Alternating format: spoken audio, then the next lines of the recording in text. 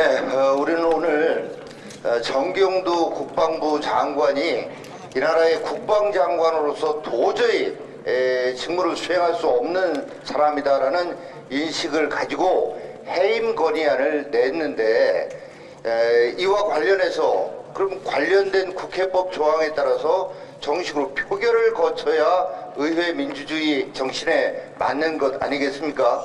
그런데 표결 기회조차 막는 이런 국회의장, 예를 들면 또 교섭단체 대표 간의 안건 의사일정 합의가 안 돼서 안건으로는 안 하더라도 법에 24시간 이후 72시간에 표결을 하도록, 의결을 하도록 되어 있으면 이 본회의장은 열어야 되는 것 아니겠습니까? 국회의장에 대해서 요즘 우리 정치권에서 이 지질하다라는 얘기 유행하고 있는데, 참 우리 문희상 국회의장께 참 같은 국회의원을 한 사람으로서 또 국회의원을 대표하는 국회의장에 대해서 이런 말을 하기가 참 민망합니다만은, 그 지질하다라는 표현을 안 들려드릴 수가 없다. 이게 뭐하는 짓인가? 국회의원을 이렇게 바닥에 앉아서 이렇게 항의하도록 만드는 국회의원의 품위를 지켜야 될 국회의장이 국회의 품위를 떨어뜨리고 국회의원의 품위를 떨어뜨리고 국민들 앞에 참으로 보기 민망한 이런 상황을 만들어내는 그런 문희상 국회의장으로서 정말 자격이 없다, 이런 말씀을 드립니다. 정경두 장관에 대해서는 말할 가치도 없습니다. 사실 작년에 인사청문회 할 때부터 이 사람이 어떤 사람인지 나타났어요. 북한 주적이냐고 하니까 그것에 대해서 제대로 답도 못합니다. 예?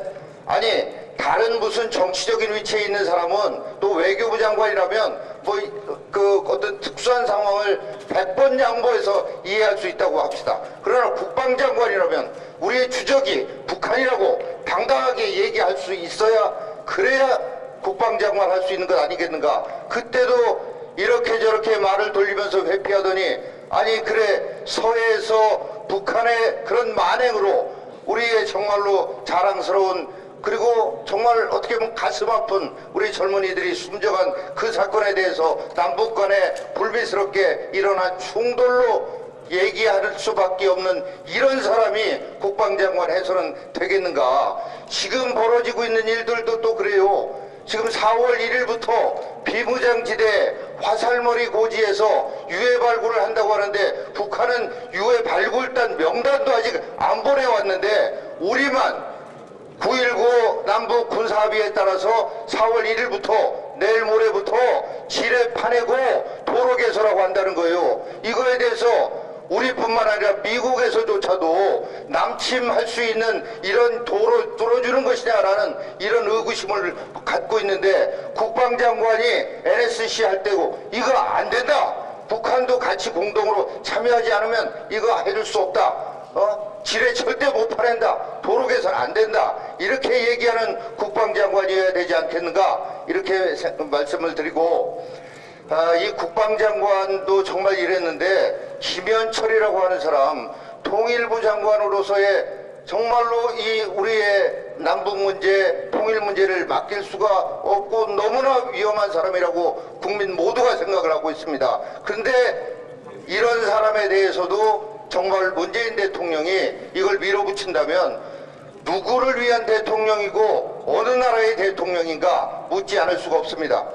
조금 아까 그리고 김의겸 청와대 대변인이 물러났다라고 하는데, 정말 이거는 김의겸 대변인 한 명 물러나서 될 문제가 결코 아니다라는 점을 지적을 합니다. 김의겸 대변인에 대한 법적 책임 문제와 별개로 이번에 7명 전부 다가 부동산 투기 전문가예요.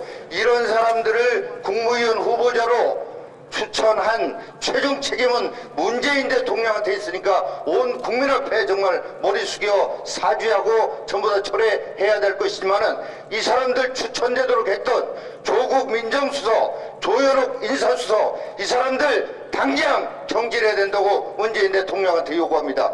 조현옥 인사수석, 조국 민정수석, 문재인 대통령은 당장 경질하시기 바랍니다. 그리고 지금 정말 아까 제가 국회의장께 말씀드렸는데요. 여기 이번에 7명 추천된 분들 보면은요, 참 찌질해요. 대중교통 이용했다고 국회의원이 그거 소득공제 신청하고, 여기 뭐 이것도 있는데 건강보험료 0원입니다.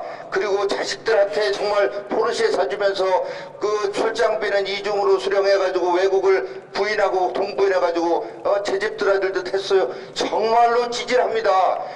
이런 사람들 보면서 우리 국민들 지금 우라병이 걸린다고 합니다. 우라병. 이래놓고도 이 7명을 임명 강행한다면 저는 문재인 대통령이 국민에 대한 도전이고 국민에 대해서 선전포고를 한 거라고 생각합니다. 국민에게 도전하고 국민에게 선전포고하는 그런 대통령 필요 없다고 생각합니다. 국민을 두려워하고 국민을 섬길 줄 아는 그런 대통령이 이 나라에는 필요합니다. 문재인 대통령 정신 차릴 때까지 우리 한국당 국민과 함께 싸워 나가겠습니다. 감사합니다. 네.